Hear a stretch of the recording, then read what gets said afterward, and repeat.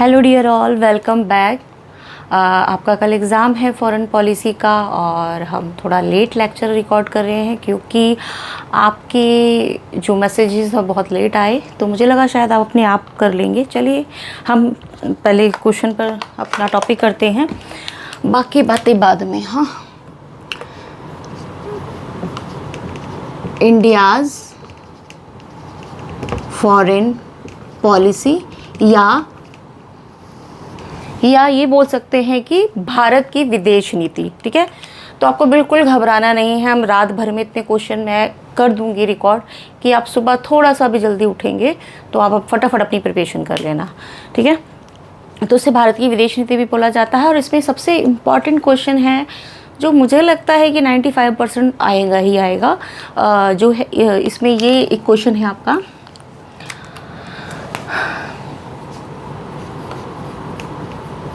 भारत की विदेश नीति को निर्धारित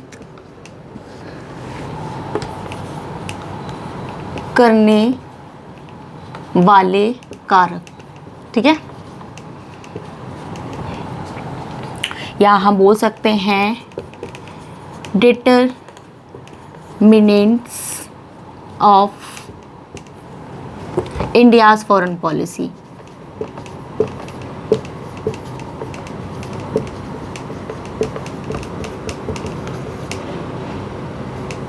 ठीक है,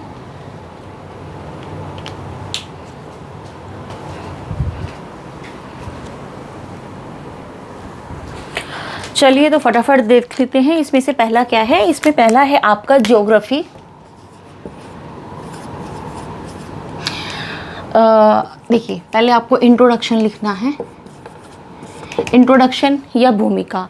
तो जो भारत या किसी भी देश की विदेश नीति है, ठीक है, उसको प्रभावित करने वाले कारक कौन कौन से हैं। तो पहला आपका भौगोलिक है, दूसरा है आपका भौगोलिक ज्योग्राफी, इकोनॉमिक फैक्टर्स आर्थिक कारक, आपका सिक्योरिटी सुरक्षा कारक।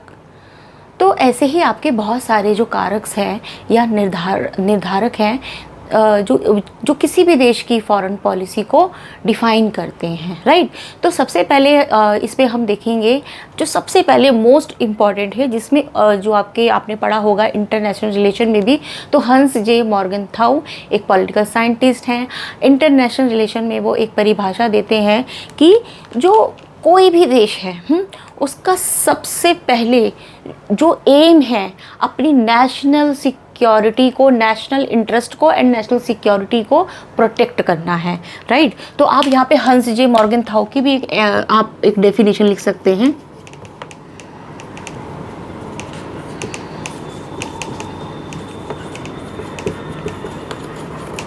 ठीक है, हंस जे मॉर्गनथाउ।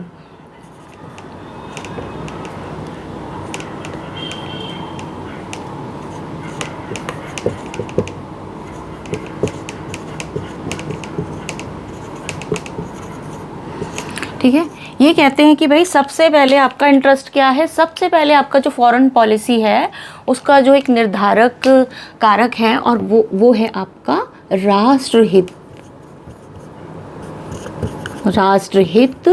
या नेशनल इंटरेस्ट।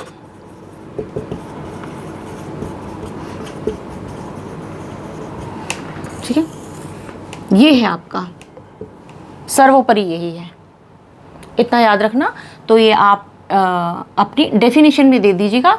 इंट्रोडक्शन में लिख सकते हैं कि कोई भी देश है, वर्ल्ड में कोई भी देश है, उसका एक देश से दूसरे देश का या एक देश से दुनिया के सभी देशों के साथ क्या संबंध है, क्या उसका ज्योग्राफिकल प्रभाव है, क्या इंटरनेशनल पर प्रभाव है, क्या उसकी इकोनॉमिक है, क्या उसकी सिक्योरिटी से रिलेटेड क्या संबंध है।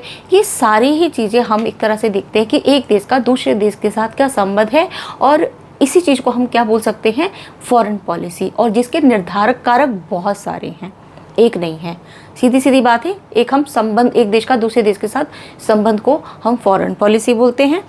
ठीक, तो अब निर्धारक तत्वों पर आ जाते हैं। आप एक डेफिनेशन दे दीजिएगा और इसके बाद हम आगे बढ़ते हैं। चलिए, तो पहला है जो निर्धारक कारक, मैं आपको लिख देती हूँ। सबसे पहले निर्धारक कारक है कौन कौन से, तो फर्स्ट ऑफ ऑल है आपका भौगोलिक।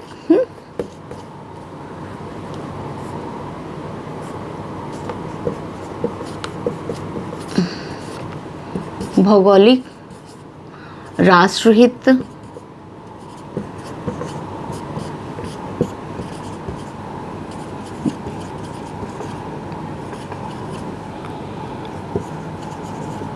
नेशनल इंटरेस्ट,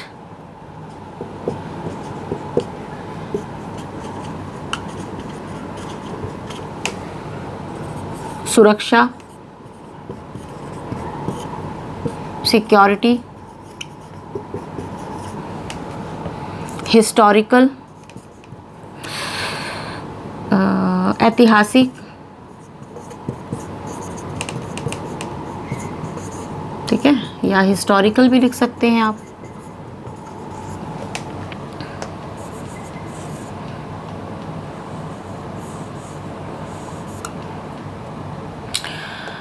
अंतर्राष्ट्रीय पर्यावरण, नेक्स्ट है अंतर्राष्ट्रीय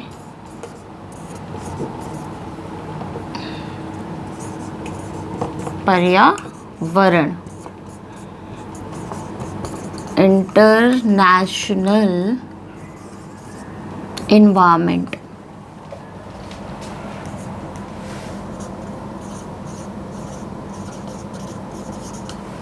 ठीक, भौगोलिक हो सकता है आपका, राष्ट्रहित है आपका, सुरक्षा है, ऐतिहासिक है, अंतर्राष्ट्रीय पर्यावरण है। ये सभी क्या है, ये एक निर्धारक कारक हैं जो कि किसी भी देश की, चाहे वो इंडिया हो, पाकिस्तान हो, यूएसए हो, यूएसएसआर है, जो कुछ भी हो, तो ये सारे जो भी कारक हैं वो एक देश की विदेश नीति को निर्धारित करने में एक उत्तरदायी भूमिका निभाते हैं। चलिए अब ज्योग्राफी की ओर बढ़ते हैं फटाफट से।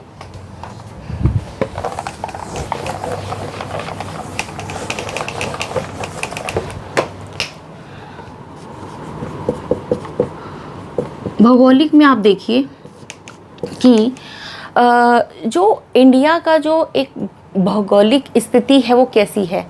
कोई भी देश है, ठीक है, उसमें चाहे वो सरकारें बदल जाएं, अर्थव्यवस्था बदल जाए, मिनिस्टर्स बदल जाएं, लेकिन इंडिया जिस स्थान पर है वहीं तो रहेगा ना।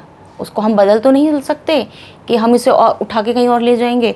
तो जो इंडिया की भौगोलिक स्थिति है वो वही रहेगी, राइट। तो यहाँ हम देखते हैं जो इंडिया है, इंडिया के अगर हम इस तरह से एक मैप बना देना, आप छोटा सा मैप बना दोगे तो अच्छे मार्क्स आएंगे। ईस्ट, वेस्ट, नॉर्थ, साउथ, ठीक है। अब आप छोटा सा मैप बना के इंडिया की भौगोलिक स्थिति को दर्शाएंगे कि क्या, कैसे जो इंडिया की जो भौगोलिक स्थिति है वो कैसे उसकी विदेश नीति को निर्धारित करने में एक अहम महत्वपूर्ण भूमिका निभाती है, ठीक है। तो अगर हम यहाँ देखें, हाँ, हिमालय वाला, ये वाला रीजन देख लेते हैं। यहाँ पे आपके, यहाँ पे हिमालय है। यहाँ पे देखते हैं साउथ में तो इंडियन ओशियन है, इंडियन ओशियन है आपका, या हिंद महासागर,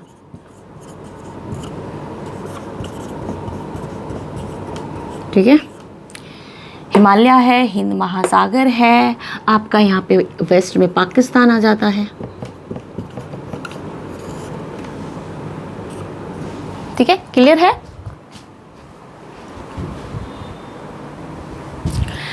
एंड इंडिया के ईस्ट में आपका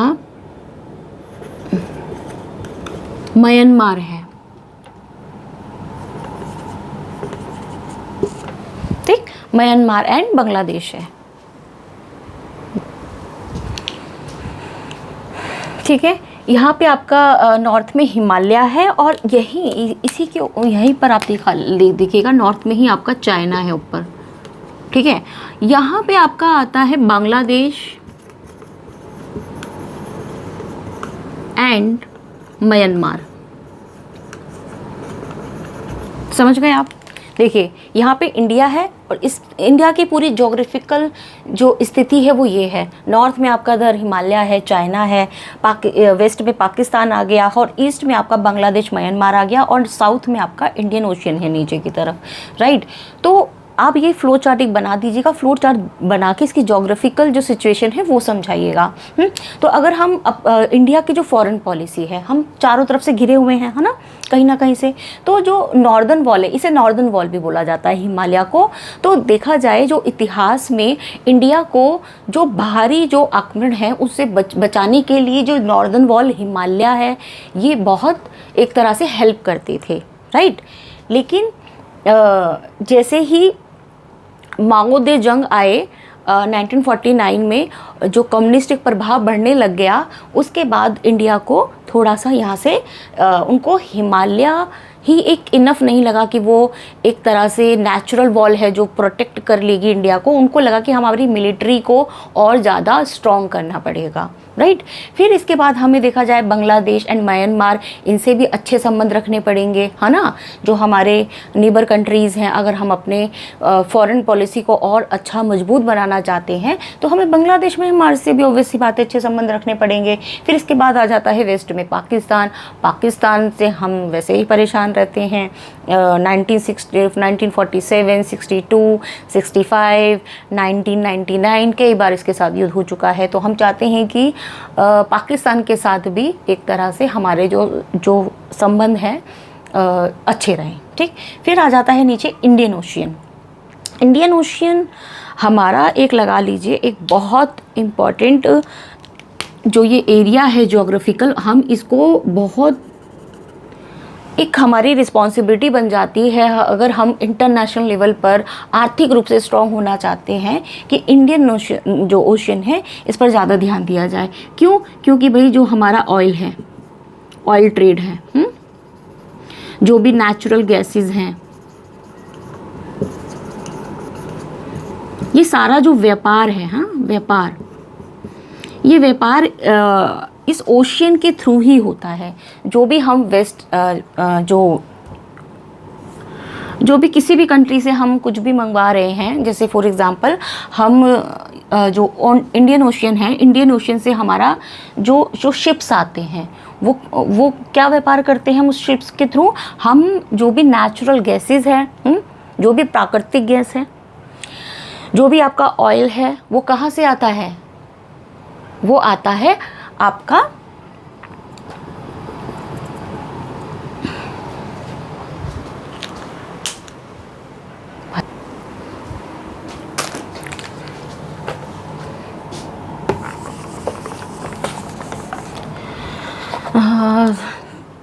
तो स्टूडेंट्स, तो जो आपका जो इंडियन ओशियन है, इंडियन ओशियन ट्रेड या व्यापार की दृष्टि से भी एक महत्वपूर्ण भौगोलिक स्थान रखता है इंडिया में।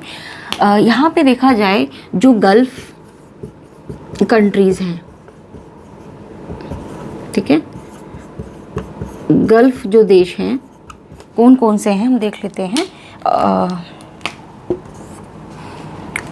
मैं यहाँ लिख देती हूँ। गल्फ के देश है हमारा UAE, इसका फुल फॉर्म है यूनाइटेड अरब एमिरेट्स। आप हिंदी मीडियम वाले भी ये टर्मोलॉजीज इंग्लिश में लिख सकते हैं। सऊदी, ठीक है, आप 2-3 नाम लिख दीजिएगा। तो जो भी है ये जो कंट्रीज़ हैं ये गल्फ़ कंट्रीज़ कहलाती हैं, जिनके पास नेचुरल गैसेस और जो ऑयल्स हैं उनका भंडार है। और इंडिया इन सभी ऑयल्स या नेचुरल गैसेस को इंडियन ओशियन के थ्रू है ना, ओशियन के थ्रू क्या करता है, इंपोर्ट करता है। तो एक तरह से देखा जाए जो इंडियन ओशियन है इसे भी प्रोटेक्ट करना, और यहाँ पर जो भी है कंट्रीज आसपास हैं, जैसे मैंने बताया ना आपको गल्फ़ देश हैं, इनके साथ हमें अपनी विदेश नीति बहुत अच्छी रखनी होगी, राइट। तो हम देखा जाए, चाहे वो नॉर्थ हो, साउथ हो, ईस्ट हो, वेस्ट हो, हर एक कंट्री के साथ जहाँ से इंडिया के टेरिटरी या जो बॉर्डर जुड़ रहा है, वहाँ उन देशों के साथ इंडिया को अपनी फॉरेन पॉलिसी को बहुत मजबूत बनाना पड़ेगा, उस तरीके से निर्धारित करनी पड़ेगी और प्रायोरिटी पर, प्राथमिकता पर अपने राष्ट्र हित को रखना पड़ेगा। जो भी राष्ट्र है, राष्ट्र हित के लिए ही सब कुछ करना पड़ेगा। जैसे कि हंस जे मॉर्गनथाउ बोलते हैं कि जो विदेश नीति है वो किसी आदर्शवाद पर नहीं चल सकती, वो यथार्थवाद पे चलेगी। हाँ, मुझे लगेगा भाई मेरा हित जिसमें पूरा होगा मैं वही काम करूँगी। नेगेटिव नहीं करना चाहिए, कोशिश की जानी चाहिए कि पॉजिटिवली ही करें। लेकिन अगर कोई कंट्री नहीं मान रही है, साम दाम दंड भेद सब कुछ अपना के अपना राष्ट्र हित ऊपर रखिए और उसको पूरा करिए। रियलिटी यही है। लेकिन आइडलिस्ट थ्योरी या आदर्शवाद सारे देश सामने से दिखाते हैं, लेकिन बिहाइंड द पॉलिटिक्स कुछ और ही चलती है। क्लियर हो गया आपको यहाँ तक? I hope so. चलिए अब नेक्स्ट पॉइंट की तरफ बढ़ते हैं।